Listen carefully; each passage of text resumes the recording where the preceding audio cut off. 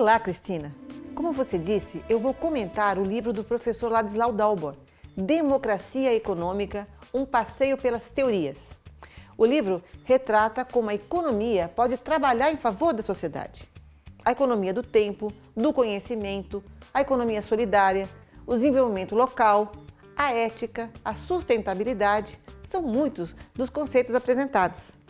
Em busca do desenvolvimento humano, Ladislau traz evidências da fraqueza das teorias econômicas tradicionais e que não atendem mais à complexidade do mundo de hoje. Ladislau Dalbor se inspira na obra de grandes mestres brasileiros como Celso Furtado, Paulo Freire, Florestan Fernandes, Darcy Ribeiro, Milton Santos e tem também como referência o trabalho desenvolvido por Hazel Henderson. O livro inteirinho está disponível para download pela internet. É só acessar o site www.dalbor.org e linkar com a seção de livros. Esse é um livro indispensável. Palavra de Rosa Alegria. Até a próxima semana. Obrigada, Rosa. Eu também estou aqui com o livro do professor Ladislau, o Democracia Econômica. E como ele é um livro em homenagem ao Celso Furtado, ao pensamento desse grande economista brasileiro, eu estou com uma frase do Celso Furtado aqui, professor Ladislau, que diz assim: a evolução das estruturas de poder no capitalismo avançado escapa aos esquemas teóricos que herdamos do passado. Quer dizer, a gente chegou a esse chamado surrealismo, a essa sofreguidão, que já não tem nada a ver com o desenho original do sistema capitalista. Não é, professor? Eu acho que as pessoas estão tomando consciência, né? O impacto do aquecimento global é os estudos sobre a concentração de renda, os dramas planetários, os conflitos estão se gerando. E as pessoas estão pensando uma coisa óbvia, digamos, até ultrapassando certas polarizações esquerda-direita, né? Tem um cientista que tem uma frase simpática. Ele diz o seguinte: a gente pensar que a gente pode expandir sempre o consumo de forma ilimitada quando o planeta é limitada, isso é um pensamento que só pode ser dito por um idiota ou por um economista, né? Essa é uma coisa óbvia. O planeta é limitado. A gente precisa aprender a utilizar de maneira inteligente os recursos que temos. Você veja que o planeta produz hoje 40 trilhões de dólares de bens e serviços. De distribuir de maneira correta, não igual totalmente, mas minimamente, com menos distorções, dá para todo mundo no planeta viver de maneira digna e confortável. O objetivo é a gente viver melhor, né? A chamada felicidade interna bruta, não o produto interno bruto. Felicidade, né? Interna bruta. No www.calvert-henderson.com vocês podem olhar o trabalho magnífico da Hazel Henderson junto com o grupo Calvert, voltado aos indicadores de qualidade de vida que implicam não em obrigatoriamente só o que você tem, mas o que você tem de saúde, o que você tem de educação, o que você tem de felicidade, o que você tem de capacidade de autorrealização pessoal e assim por diante, né? O que você tem de criatividade. Isso nós no Brasil temos de montão, né, professor? Eu acho que o que está ocorrendo, talvez de mais importante para nós, é o seguinte: as pessoas estão parando de se lamentar com um copo de cerveja num bar e estão começando a entender que podem intervir. Por exemplo, Bogotá, em cerca de 10 anos, mudou radicalmente a forma como está organizada a cidade. Se arborizaram, mudaram o sistema de transporte, reduziram de maneira dramática a criminalidade com infraestruturas sociais mais decentes.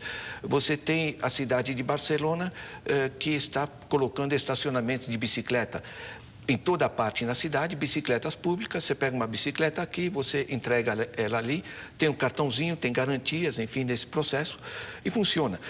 Nós temos inúmeras iniciativas de organização ambiental. Pega uma pequena cidade como Pintadas, no interior da Bahia, né? Que quando fecharam o único banco deles, eles fizeram uma cooperativa e viram que é muito melhor ter uma cooperativa de crédito e o dinheiro deles passa a servir a eles mesmos do que ter um banco que tirava aquele dinheiro para aplicar na ciranda financeira. Esse caso de Pintadas na Bahia, sim, isso é um caso para a gente trazer para o programa Mercado Ético. Nós estamos prometendo para vocês que nós vamos trazer o caso de Pintadas. porque é um exemplo incrível do que é, na prática, reorganização social numa base equalitária, dinâmica, moderna. Professor, o que todos nós que estamos aqui assistindo este programa podemos fazer agora? Olha, tem uma mudança de atitude, um deslocamento de visão. Primeiro, da organização do Estado, porque a gente esperava que o Estado resolvesse as coisas para nós. As pessoas estão mudando de atitude e estão entendendo que podem arregaçar as mangas e tocar as coisas, né? Tem um elemento essencial que é a descentralização, porque em vez de pensar o problema global do aquecimento, o que eu faço? Eu posso pensar o seguinte: na minha cidade, como é que estão organizadas as coisas? E eu, organizando as informações sobre a minha cidade e acessando-as, eu posso começar a intervir sobre problemas práticos, porque o mundo se urbanizou. E as cidades formam esse microcosmo de problemas, de poluição, de soluções econômicas, de desigualdades, né? Então, a gente pode, em cada cidade, começar a tocar propostas, né? Como está se fazendo em diversas partes do mundo, né? Isso envolve também uma mudança de visão do que é o Estado. A gente viu o Estado lá em cima, muito centralizador. Estamos evoluindo para uma visão descentralizada do Estado e um Estado que é menos, digamos, aquele político tradicional ou o gerentão se fazendo de corporativo e cada vez mais evoluindo para o conceito de democracia participativa, né? Nós não podemos participar das decisões públicas que tocam as nossas vidas uma vez a cada 4 anos, quando tem uma eleição, certo? E sim participando em problemas práticos, a urbanização da nossa rua, a mudança do perfil energético e de transportes da nossa cidade, a dinamização de atividades culturais na nossa cidade, porque isso absorve as pessoas, aumenta a felicidade e o prazer de estar naquele espaço, né? É um conjunto de ações que são diferenciadas segundo as cidades, mas que dão certo, né? E estão dando certo em Bolonha, em Barcelona, em Toronto e outros que são exemplos internacionais, mas nós, no Brasil, temos inúmeros exemplos, né? Nós, na universidade, nós temos acompanhado, para você ter uma ideia, cerca de 8.000 experiências inovadoras nas mais diversas partes do Brasil. Ou seja, a sociedade não está só esperando, está começando a se mexer. Não, né? A sociedade está se mexendo, com certeza, a gente está vendo isso em diferentes âmbitos, e eu vou dizer para o senhor, professor, eu anotei dentro do meu coração, não é só dentro da minha mente, aquilo que o senhor nos ensinou aqui hoje.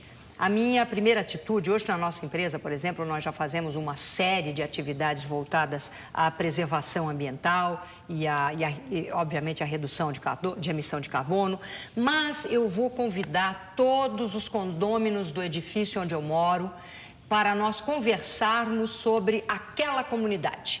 Por que você não faz isso também? No seu quarteirão, no seu bairro, no seu edifício ou no grupo de edifícios ao seu redor? Vamos conversar? Dá para a gente instalar agora um projeto de aquecimento pela tecnologia solar? Dá para a gente conversar sobre o que nós estamos consumindo, cada um de nós, dentro da nossa casa? Dá para a gente conversar sobre como é que nós podemos melhor utilizar pessoas que estão ao nosso redor e que formam uma cadeia produtiva ali no bairro, ao invés da gente muitas vezes ir buscar longe de nós aquilo que está disponível ali no vizinho e às vezes a gente não sabe, até porque não se deu o trabalho de pesquisar.